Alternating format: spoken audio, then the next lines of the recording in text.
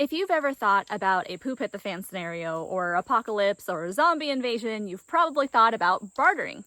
It makes sense because you have to be able to acquire goods and services somehow, and money might not be in circulation then, or it might not be accepted, who knows.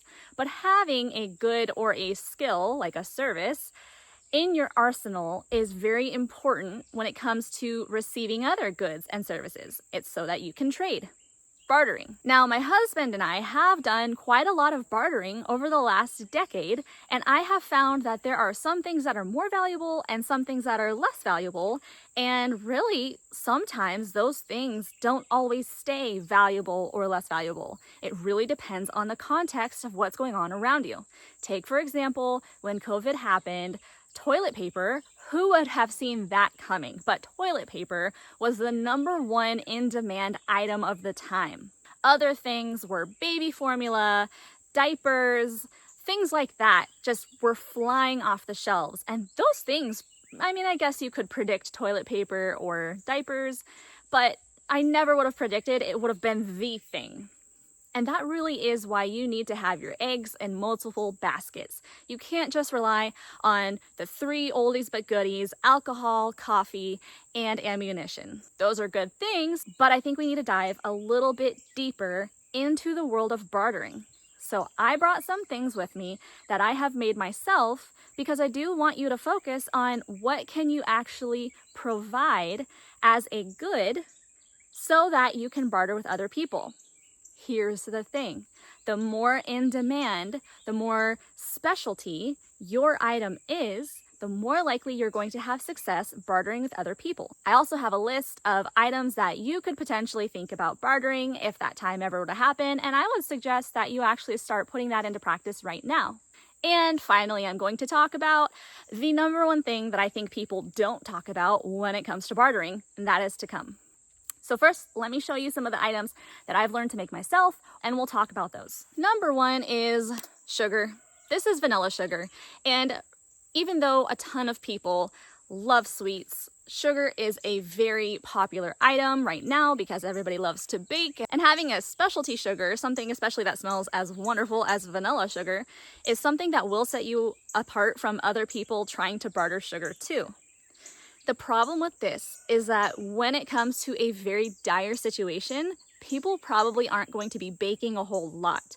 So this is not something I would say would be a huge, big item that you could rely on, but it would be something that I would recommend, some kind of specialty something, whether it's sugar, if it's some kind of vanilla, which we're getting to next, some kind of item that people would use for enjoyment or pleasure. That's something that I would say would be important to have, just don't rely on it 100%. As I mentioned, vanilla. I brewed or steeped, I don't know how you say it. I made this vanilla in November of 2023, and it is actually ready right now. It's good to wait up to a year. It's not quite November yet, but it smells amazing. Let's see, let's look in. You can kind of see a vanilla bean poking up right there. Essentially what I did was I took 4 ounces of grade A Papua New Guinea vanilla beans, and I used a little less than a quart of vodka, and then I just let them sit for a year about. That's so easy to make vanilla. And I've tried different alcohols. I've tried spiced rum. I've tried bourbon. My #1 favorite really is the simple vodka. I don't think the type of vanilla beans are super important if you are not particular about that kind of thing, because I know that there are differences in the flavors of the Papua New Guinea beans versus Madagascar. And if you wanted to get into all of that, you have at it. Go ahead. But essentially, something like vanilla would be another example, like sugar, that would be something you could barter, but it's not something that I think is going to be on the top of people's minds. This is more for like, if the situation you're in has extended so far and people are just managing, this might be something that someone would say, oh, it would be nice to be able to add some to my coffee or my tea or my homemade baked goods. Now, this is something that I would say would be more valuable than the other two.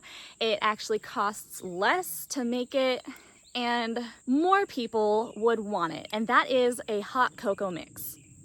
All you have to do for this hot cocoa mix is just add water. It is super creamy because it uses powdered milk, but also actual chocolate chips. So when it melts into your hot water, it creates a very much so like freshly made from milk experience. And that's something that I think is super valuable because all they need with this is fresh hot water. And then you have an instant enjoyment beverage. This, I would say, is something very valuable when it comes to a, something hit the fan scenario. Here is another example of something that I could make, but actually my friend made this. This is a whipped tallow balm, some kind of salve or balm that's multi-purpose. Is hugely valuable because now you're getting into the area of skin infections or rashes, poison ivy, things like that that can be easily remedied or assisted with a tallow or a balm. My friend made this particular one with basically just beef tallow, olive oil, and lavender oil. I believe that's all that's in this. And it's really, truly an amazing balm. Here, I'll do that thing makeup influencers do. Look at that. Does that convince you? No, me neither. But it is really, really handy and useful. It feels amazing. And the benefit to any kind of tallow product is that it's supposed to mimic your own oils because it's also an animal product.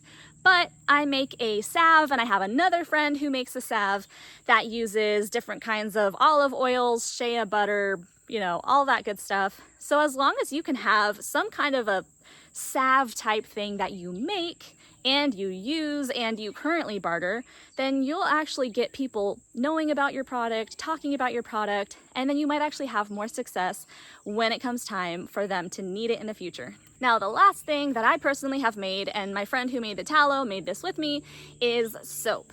These really pretty looking ones are dish soaps, and I haven't tried it yet. I don't know if I like this recipe, but I have tried this recipe. I love it. This bar of soap lasts forever compared to Dr. Squatch. My husband uses Dr. Squatch and he smells amazing when he uses it, but Dr. Squatch is really expensive and a lot of it washes away in the shower. But if you can make your own, you know exactly what's in it, and you have all of the supplies on hand, that becomes very, very useful. Soap is hugely important in all situations, and particularly a poop hit the fan scenario where you need to have some kind of cleaning supplies. My kids have had impetigo before, and if you don't know what that is, it is a bacterial skin infection that spreads like crazy and it can get nasty. So having something to keep yourself clean as a preventative measure is huge. Not only is this a regular soap bar, this could also be used as shampoo. It's actually a shampoo bar. It's really multi-purpose. So having things like this on hand is great if you buy it from the store, even better if you can make it yourself. That's it for the show and tell portion. Now I'm going to give you a list of some things that you can consider bartering. This list is not exhaustive, so if there is something here that you think should be added to the list, please share it below. It would be so helpful for other people and a great discussion starter.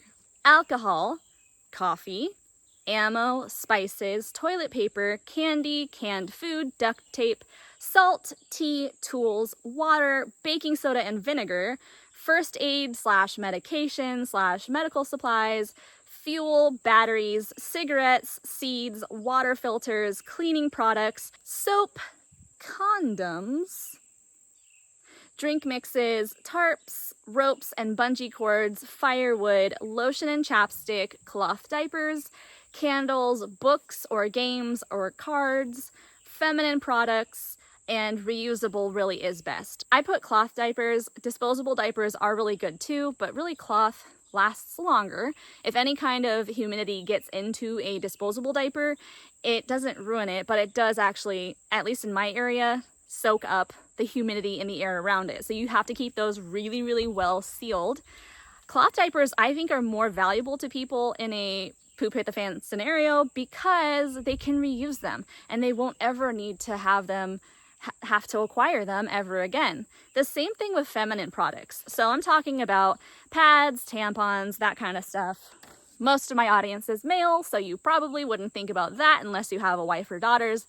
But reusable truly is better. And when I say reusable, I mean like a reusable cloth pad. There's also something called a cup that is a thing. If you want to look into it, you can.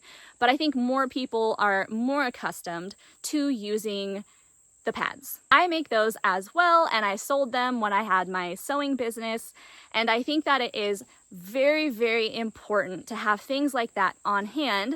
And I think it's also really important to know what to do if you can't acquire those things. Being able to barter things like that are very valuable. And again, bonus if you could make it yourself. Now I will say, I'm gonna have some sewing videos coming out soon on sewing on the homestead, and it's going to really be more of like patching stuff, hand stitching. It's not gonna be crazy. It's gonna be accessible even for my vastly male audience. If you wanna get the skill of sewing, starting with a button is number one easiest. There already are a ton of tutorials on that on YouTube, so go ahead and check out other videos, but I will be having some stuff to come soon. All right, the one thing that I don't think people talk enough about when it comes to bartering is skill. It's fine to be able to buy products to keep on hand, like ammo, like coffee, like alcohol. It's great to buy those things to have them on hand for if you need to barter in the future. But even deeper than that, if you have a skill that can be used, like my husband, who is brilliant and capable, as a mechanic, that skill will take you so far. So now you're getting out of the goods and you're moving into services, mechanic, electrician. And yes, electrician would still be applicable in that situation because people will still have solar batteries, solar panels, inverters. All of those things are very important. Or electrical in your car. My husband can fix, he's completely made a car. I don't know how you even say it. He's built two classic cars practically from scratch, and he wired the whole thing. That's a very useful skill. We have a friend who's an electrician by trade, and that is a very useful skill, especially what happens if you have solar, you have all this stuff, and your wife's blender stops working all of a sudden. My electrician friend can take a look at that and maybe fix it. My sewing machine got submerged in water in a tote underneath our camper. Oh, it was tragic. My husband, as brilliant as he is, was able to go look and fix it. Having skills is what is going to be most valuable in a poop hit the fan scenario. Another example is midwifery. Having somebody there who knows the skill and who has the experience is the person you want. Now, I also have a friend who is an EMT. He was a firefighter EMT, and he's the guy that people go to and say, hey, what's going on here? And I have multiple nurse friends. We lived right down the road, just a 2-minute walk from my friend who is an herbalist and her husband who was a nurse for many years. And I can't tell you how many times people in our community have talked to him and asked him, hey, what's this issue going on? Or, hey, my blood pressure got to this, what do I do? Or, hey, I had a heart attack last week, help me with a meal plan and tell me what I should do from here. He's stitched up people's hands. He has helped us so many times and he loves to do it. That is something that you want to be able to do as a valuable skill when the time comes. Really, I can't stress enough the importance of, yes, having goods, even better, making the goods yourself, making them unique so that nobody else really can supply those things. But top tier, most important level that I don't think people talk about enough is the skill. Skills that make you valuable, that you can do with very little supplies, maybe some tools, maybe even jerry-rigging some things, and getting a job done when somebody needs it. I hope this got you thinking a little bit more, not stressing, not feeling like you have to just, hoard everything right away, but get your brain juices going, thinking about what can I provide, what can I supply, what can I store, a little bit of seeds here, a little bit of extra flour there, of different things just in case that thing were to happen. So figure out what you need and we'll be bartering soon, I'm sure.